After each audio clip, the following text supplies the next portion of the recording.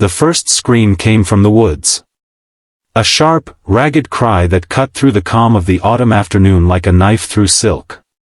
12-year-old twins Lily and Leah were playing fetch with their golden retriever, Max, near the edge of Timberlake Forest, just behind their grandmother's property. They froze, eyes wide, the worn tennis ball dropping from Leah's hand. Max perked his ears, growled low, and bolted toward the trees. "Max, no!" Lily called, but the dog had already vanished into the underbrush. The girls looked at each other.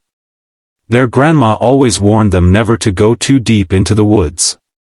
But something in that scream wasn't just scary, it was desperate. Someone was hurt. Without a word, they ran after Max.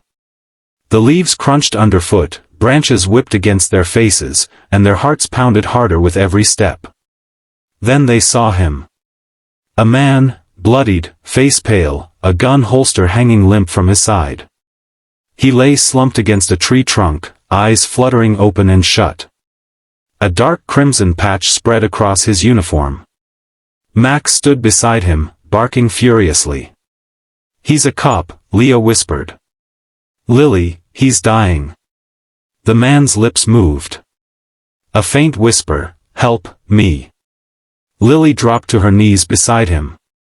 "Don't move. We'll get help. I promise." "No."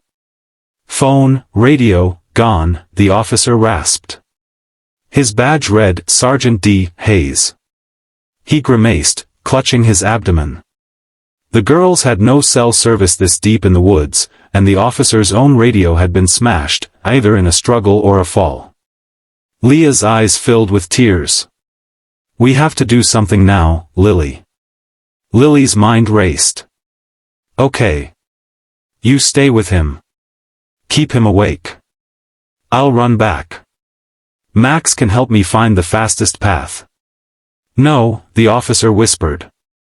"They're still here, armed." The word chilled them to the bone. Whoever had done this might still be in the woods. It should have been a moment for panic, but it wasn't. Something switched in both girls. Maybe it was because their dad was a paramedic, and they'd grown up hearing stories. Maybe it was just instinct. But they didn't fall apart. They focused. "We need pressure on the wound," Lily said. She tore off her flannel overshirt and folded it tightly, pressing it against the officer's side. He gasped but nodded faintly. "Leah, go get sticks. Long ones. And vines, anything we can use to carry him." Leah ran. Max stood like a soldier beside them, growling at every sound in the woods, eyes sharp. 20 minutes later, they had a makeshift stretcher. With Max leading the way, they hoisted Sergeant Hayes onto it, using all the strength their small bodies could muster. He groaned, fading fast. The forest seemed to close in tighter around them.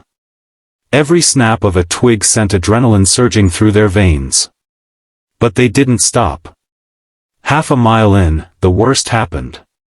Voices. Male. Low. Getting closer. Leah's breath hitched. "It's them." "Hide," Lily said. They dragged Sergeant Hayes off the path and into a hollow under an old tree.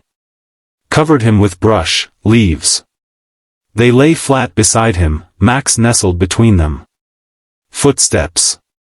2 men, dark clothes, one with a bloodied sleeve, trudged by, talking in whispers. "Thought he was dead. He will be. We'll check back tomorrow." They passed. The girls didn't move for a full 5 minutes. Then Max gave a soft whine, like a signal. All clear. By the time they reached the clearing behind Grandma's house, they were soaked with sweat and shaking. But they'd made it. Grandma screamed when she saw them dragging a bleeding man from the woods. She called 911 immediately.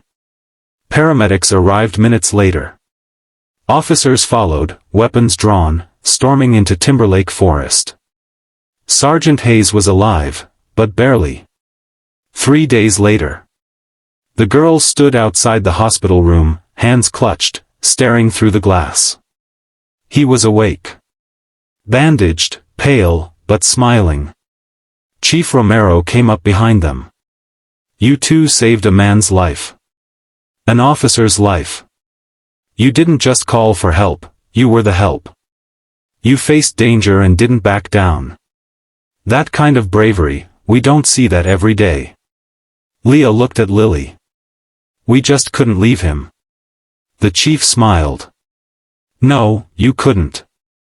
And because of that, Sergeant Hayes gets to see his son's football game this Friday. Sergeant Hayes waved weakly at them from the bed. Max barked softly.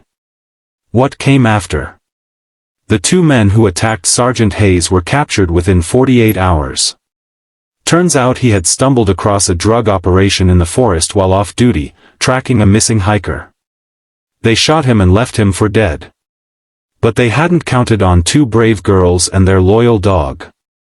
The police department awarded Lily and Leah the Medal of Civilian Valor. Max got a custom badge and a big bone. News outlets picked up the story.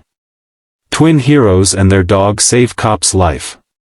People across the country were moved to tears. But for the girls, it wasn't about fame. It was about doing what was right, even when it was terrifying. Final message. Bravery doesn't always wear a badge. Sometimes, it wears muddy sneakers, holds makeshift stretchers together with vines, and walks into danger with a growling golden retriever at its side.